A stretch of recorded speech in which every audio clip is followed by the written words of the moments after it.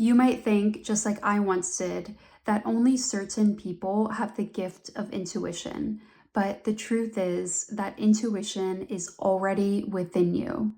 The key is clearing what gets in the way.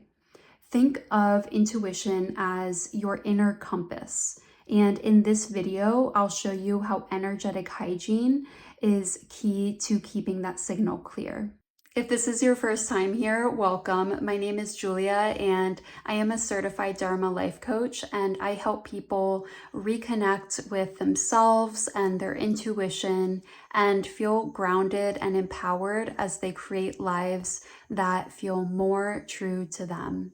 I hear from so many people who want to trust their intuition, but they can't tell if what they are hearing or feeling is intuition or fear.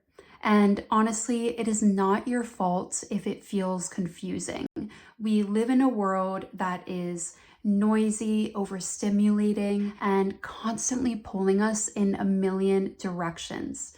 And if your mind is dominated with stress, with social media, with others' opinions, then it's like trying to tune into a radio station that is full of static.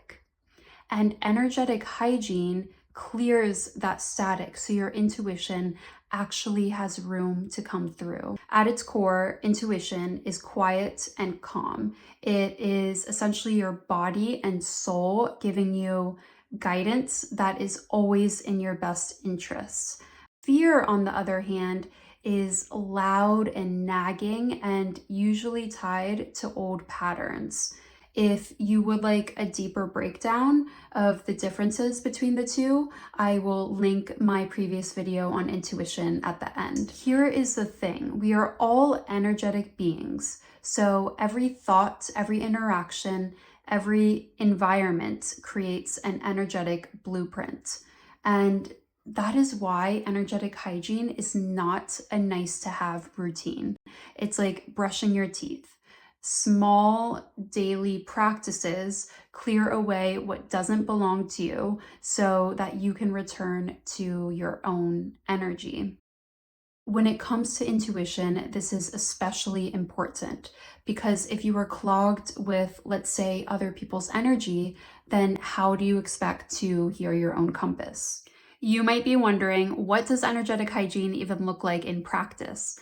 Well, I have 3 categories of practices that you can pull from to try today. The first category is self-reflection. Intuition gets stronger when you build evidence that it has been there for you all along. So one way to do this is keeping an intuition log. This is how I personally started my intuition journey.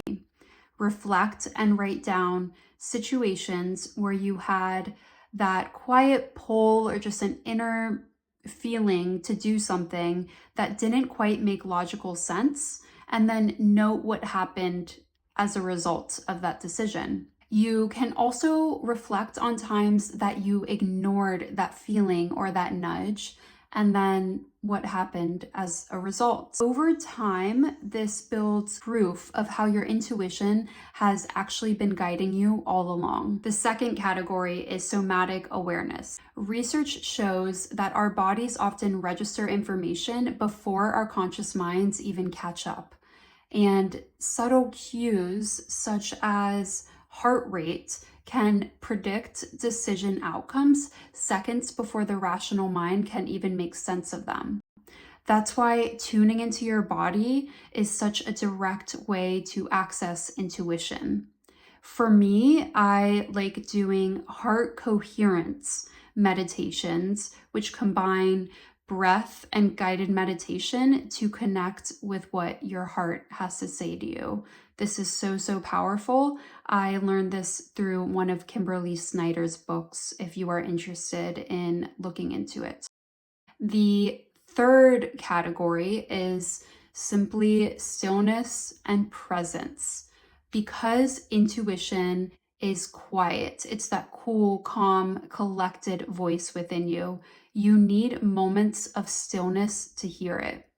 Silent meditation is one of the best ways to do this. I also love sitting in silence in nature, even if it's just for 5 minutes on a consistent basis each day. It is so nourishing and beneficial in the long run. For either of these, it's less about how long you do it and more about consistently giving your intuition some breathing room. To sum this video up, your intuition is always there.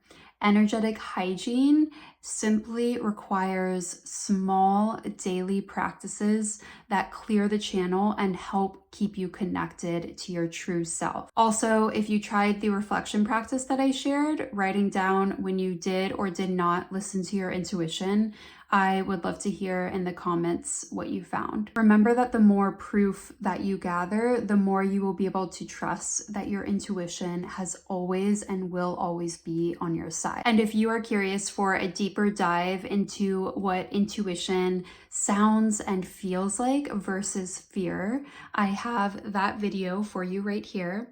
And please do subscribe for more on self-love, getting in touch with your intuition, and becoming the best version of yourself.